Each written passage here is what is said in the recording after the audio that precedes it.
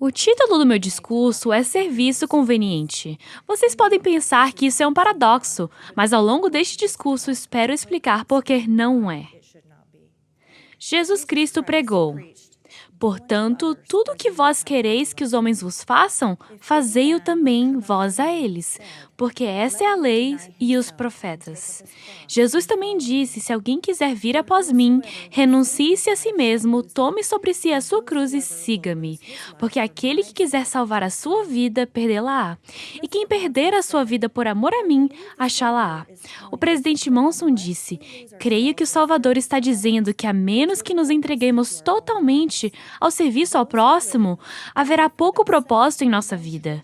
Aqueles que vivem só para si acabam definhando e figurativamente perdem a vida, ao passo que aqueles que se dedicam inteiramente ao serviço ao próximo crescem e florescem, e literalmente salvam a própria vida.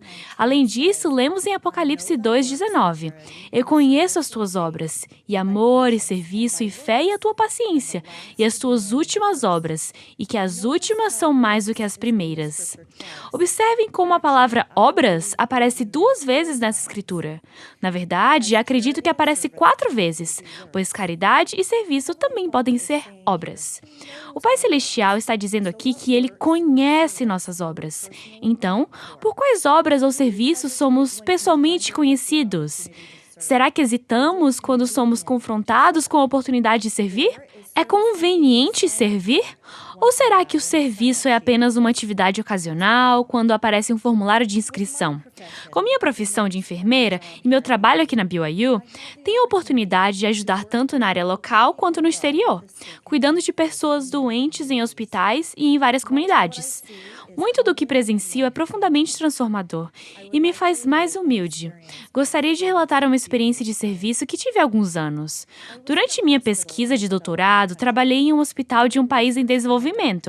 Em muitos hospitais ou estabelecimentos de saúde em países emergentes, os medicamentos não estão disponíveis para os pacientes do próprio hospital. Se o médico sentir que o paciente precisa de um medicamento em particular, mesmo que seja essencial para salvar a vida, ele passa a receita médica para a família, que precisa levá-la a uma farmácia, pagar o remédio e depois trazê-lo de volta ao hospital para que seja administrado ao paciente. Compreensivelmente, isso é difícil para muitos pacientes e então eles acabam por não receber os medicamentos, pois sua família simplesmente não tem como comprá-los. Em parte, devido a essas situações, não é incomum que haja muitos moradores de rua fora do hospital com mãos estendidas, pedindo dinheiro. Mas, uma vez que vocês entram nos portões do complexo, geralmente não é solicitado dinheiro. Como era óbvio que eu era do exterior, essas pessoas me pediam dinheiro várias vezes por dia. Na verdade, eu já estava bastante acostumada com essa situação. Eu estava no hospital trabalhando por alguns dias na UTI. Enquanto fazia pesquisa, eu também observava e anotava o cuidado que os pacientes recebiam. Mal percebi que as pessoas também estavam me olhando e me observando. Eu estava andando pelo campus do hospital e uma pequena senhora veio até mim. Ela se apresentou e disse que estava me observando na UTI. Seu filho era um paciente lá. Ela falou que seu filho estava inconsciente por causa de acidente de carro. Ele precisava usar um ventilador mecânico e não estava muito bem. Eu não conseguia me lembrar de qual paciente era seu filho. Enquanto ela continuava explicando a situação, ela começou a pegar um pedaço de papel no bolso. Vi aquilo e pensei: então é isso. Essa é uma receita médica e ela vai me pedir dinheiro. Pensei então na nota de $20 que tinha comigo. Não costumo levar muito dinheiro quando viajo e estava esperando a semana inteira para comer no restaurante do hotel e pedir o rosbife, que é delicioso e barato comparado aos padrões americanos. Eu disse a ela que não podia dar-lhe dinheiro e fui embora. Ela era apenas mais uma pedinte. Afastei-me rapidamente e, depois de alguns momentos, virei-me e olhei para ela. Ela estava olhando ao redor com um olhar de: o que eu faço agora? Meu coração foi tocado. Eu não podia acreditar que minha ansiedade para comer o rosbife fosse mais importante para mim do que dar àquela mulher o dinheiro que possivelmente permitiria que seu filho sobrevivesse. Eu não podia permiti-lo. Voltei correndo pelos degraus e gritei: espere, senhora! Espere! Eu tenho dinheiro para lhe dar. Ela aceitou minha nota de $20 com lágrimas nos olhos. E lágrimas estavam nos meus olhos também. O desejo de ajudá-la era forte. Fico feliz por ter tido essa experiência, pois pude refletir muito sobre ela. Chamo isso de minha parábola pessoal do rosbife. O que dizer dessas pessoas que são menos afortunadas do que nós? Como as servimos? Em minhas viagens, eu me perguntava por que havia tanta variação de riqueza, saúde ou bênçãos materiais. O que os outros desejam quando parecem ter tão pouco? O elder Neil A. Maxwell ensinou algo que me ajudou a entender. Deus, portanto, leva em consideração misericordiosamente não apenas nossos desejos e nosso desempenho, mas também os graus de dificuldade que as múltiplas circunstâncias nos impõem. É claro que todos têm desejos semelhantes, mas é o desempenho e a dificuldade com que realizamos as coisas que Deus considera. Deus leva em conta os graus de dificuldade. Então, o que isso quer dizer quando é realmente muito fácil prestar um pequeno serviço por causa de nossas bênçãos e oportunidades? Bem, a quem muito é dado, muito é exigido. Nosso grau de dificuldade é pequeno e, por assim dizer, precisamos nos levantar do sofá e oferecer um serviço verdadeiro e significativo. Somos abençoados por uma razão. Se é só um pouco difícil prestar um serviço, então não deveríamos fazê-lo com mais frequência? Se é apenas um pouco inconveniente, por que não podemos fazê-lo mais também? E sobre aqueles que têm maior grau de dificuldade em prestar serviço? Pensem naqueles que estão passando por dificuldades no mundo. Tenho certeza de que muitos missionários podem se identificar com as experiências que vivi durante minha missão anos atrás.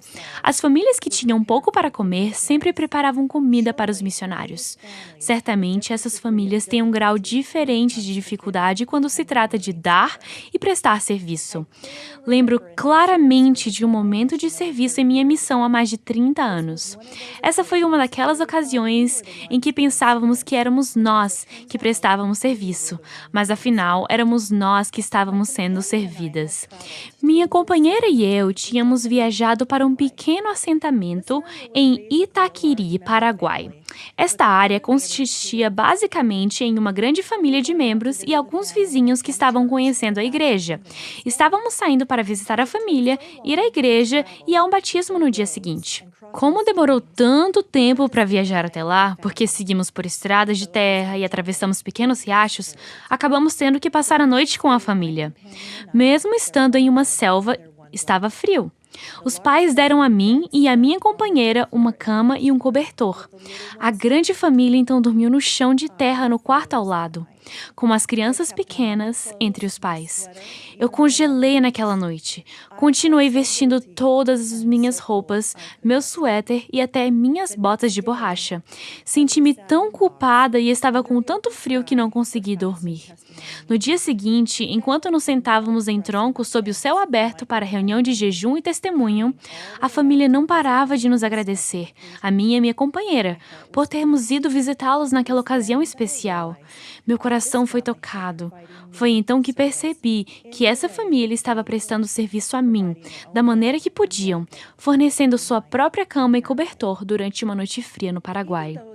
Embora existam desigualdades materiais no mundo, todos nós podemos ter o desejo justo de servir, e é a busca desses serviços justos que mede nossa recompensa no céu. Nós não temos que viajar para o exterior para ter experiências fascinantes e memoráveis de serviço. Podemos e devemos começar aqui mesmo, em nossas casas e bairros. Jesus não viajava muito longe. Muitas vezes, servia aqueles que estavam muito próximos dele. Temos oportunidade de servir simplesmente sendo filhos e filhas, pais e mães, irmãos e irmãs. Servíamos por meio de chamados na igreja e sendo membros de nossas alas. Muitas vezes, penso que o Pai Celestial me perguntará: o que você fez para servir as mulheres que ministrou? Como você mudou a vida delas ou as ajudou em momentos de necessidade? Como serviu aos seus irmãos? Você percebeu quando eles precisavam de ajuda? Essas perguntas nos levam a uma reflexão sincera e pessoal. Então, como podemos tornar o serviço conveniente? Começamos praticando com respostas automáticas. Deixe-me relatar uma outra pequena experiência. Essa foi apenas alguns meses depois da minha experiência no hospital com o dinheiro do rosbife. Era época do Natal, e eu estava na fila do caixa do supermercado Walmart, pensando em tudo que eu tinha que fazer. Eu estava vendo um jovem casal na minha frente comprar uma bicicleta de menina. Custava cerca de $65. Vi o homem entregar algumas notas e, em seguida, procurar frustrado nos bolsos por moedas. Então, o casal procurou na bolsa da mulher por dinheiro. Desviei meus olhos para evitar mais constrangimentos para eles. Mesmo naquele momento, eu senti desconfortável e desajeitada. Eu acho que eles finalmente arranjaram a quantidade certa de dinheiro. Eu estava muito ocupada tentando não notar. Depois de fazer minhas compras, segui os dois para fora da loja, percebendo que tinha perdido novamente a oportunidade de ajudar. Provavelmente eram apenas alguns dólares que eles precisavam. Para onde tinha ido o meu desejo? Por que eu não poderia ter simplesmente entregado alguns dólares para eles? Outra vez, eu não podia acreditar nisso. Por que minha reação automática não foi simplesmente oferecer talvez $1 ou $2? Prestar serviço e torná-lo conveniente é um trabalho em andamento. Enquanto estava no templo outra noite, pensei em como o serviço está intimamente relacionado ao sacrifício e à consagração. O serviço é um degrau em direção a essas duas grandes doutrinas de nossa religião. Depende de nós o quão grande é esse passo. Será que os degraus de serviço são gigantescas pedras intransponíveis que pensamos estar no nosso caminho? Ou são apenas pedrinhas macias e redondas sobre as quais pisamos? Se tratarmos o serviço como pequenas pedrinhas úteis que alinham nosso caminho de volta ao Salvador, podemos descobrir que essas pedrinhas se tornam guias convenientes que nos ajudarão ao longo do caminho. Se podemos dominar a tarefa de prestar serviço aos que nos rodeiam, então será mais fácil sacrificar-nos pelos outros e consagrar o que fazemos para o Senhor. Em um discurso de abril de 1975, o elder Bruce McConkie falou sobre a obediência, a consagração e o sacrifício. Ele disse: "Fizemos convênio nas águas do batismo de amá-lo e servi-lo, de guardar seus mandamentos e de priorizar as coisas de seu reino em nossa vida. Em troca, ele nos prometeu a vida eterna no reino de seu Pai. Estamos, portanto, em posição de receber e obedecer a algumas das leis maiores que nos preparam para a vida eterna que tão sinceramente buscamos." Ele continuou dizendo: "Está escrito: aquele que não consegue viver a lei de um reino celestial não consegue suportar uma glória celestial." A lei do sacrifício é uma lei celestial. O mesmo se dá com a lei da consagração. Assim, para alcançar aquela recompensa celestial que tão devotadamente desejamos, precisamos ser capazes de viver essas duas leis. O sacrifício e a consagração são inseparavelmente entrelaçados.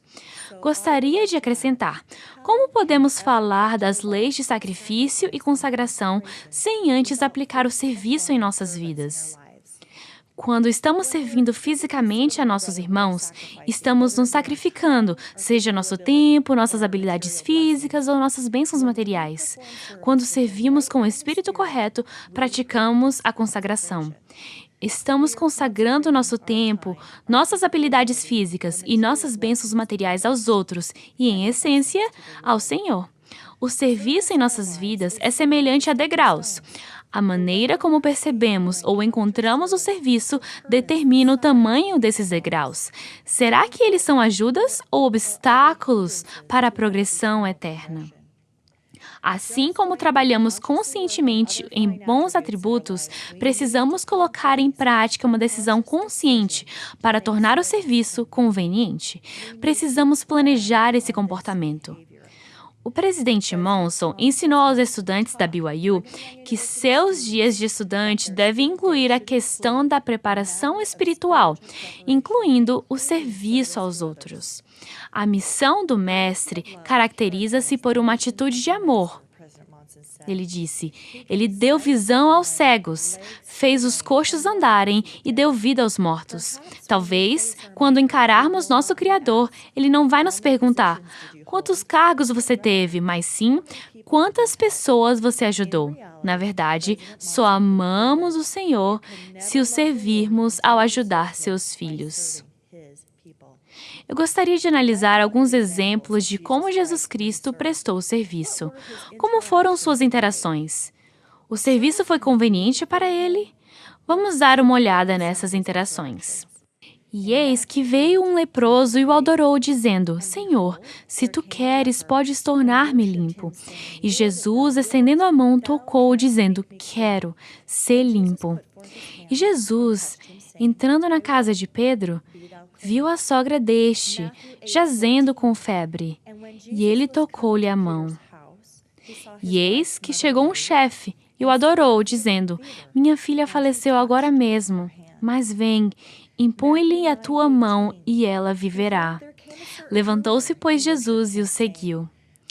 E eis que uma mulher que por 12 anos padecia de um fluxo de sangue, chegando por detrás dele, tocou a orla da sua veste.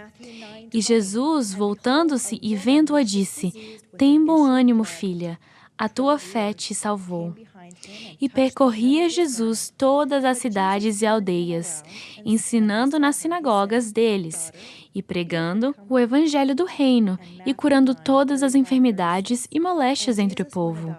Mas quando viu as multidões, sentiu-se movido de compaixão por elas.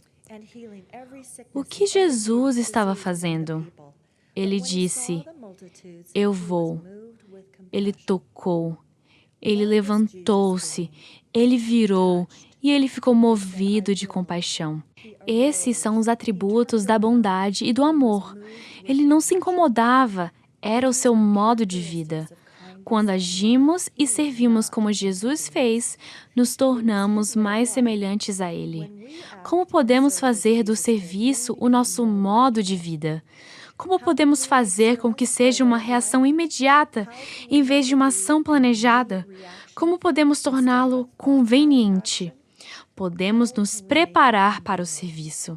Podemos começar com a criação do hábito de estar sempre dispostos ou estar prontos para fazer algo mais. Talvez vocês gostem de cortar a grama. Então, se um vizinho precisar de ajuda, essa pode ser sua reação automática. Vocês podem cortar a grama dele. Ou talvez vocês tenham uma receita especial de enchilada de frango que fica ótima todas as vezes. Essa pode ser sua reação automática se houver necessidade de uma refeição em sua ala. Talvez vocês tenham um ouvido atento e gostem de conversar. Essa pode ser sua reação automática quando um membro da família estiver precisando. A chave é criar reações automáticas dentro de nós mesmos. Não precisam ser grandes atos de serviço. O presidente Kimball disse, portanto, é vital que sirvamos uns aos outros no reino. Com muita frequência, nossos atos de serviço consistem em dar um simples incentivo ou oferecer ajuda em atividades cotidianas, mas que consequências gloriosas podem resultar de atos cotidianos e de gestos pequenos, mas conscientes. O elder Von Featherstone deu um discurso sobre servir quando é inconveniente. Ele disse, agora, meus jovens amigos, pensem em todas as oportunidades que vocês terão para servir em momentos inconvenientes. Prometo-lhes que a maior parte do serviço que prestam ao Senhor virá em momentos não convenientes para vocês. Pensem em alguns deles. Seu chamado para servir uma missão de 18 meses, bem no meio dos estudos, namoro e treinamento vocacional. Ou um chamado para servir na ala quando vocês têm notas e uma vida social para manter. Ou um convite para discursar na igreja. Ou visitas de ministração. Ou o seminário de manhã cedo, que em muitas estacas começa às 6 da manhã. Não é uma hora conveniente. Ou uma visita de hospital a um amigo doente. Ou ajudar um amigo em sua campanha eleitoral escolar. Ou alguém com um pneu furado. Ou outros problemas de automóvel na estrada. Geralmente não é um momento conveniente para parar. Ou remover neve ou cortar a grama de alguém necessitado, seja viúva ou vizinho, quando seu dia já estiver meio cheio. O Elder Featherstone continuou dizendo: eu poderia listar muitas, muitas mais oportunidades que podem vir para todos nós ao longo da vida, mas a maioria das vezes elas vêm em um momento inadequado. Vocês podem tomar a decisão de que estão muito ocupados, mas isso geralmente é apenas uma desculpa. Meus amados jovens amigos, decidam servir uns aos outros.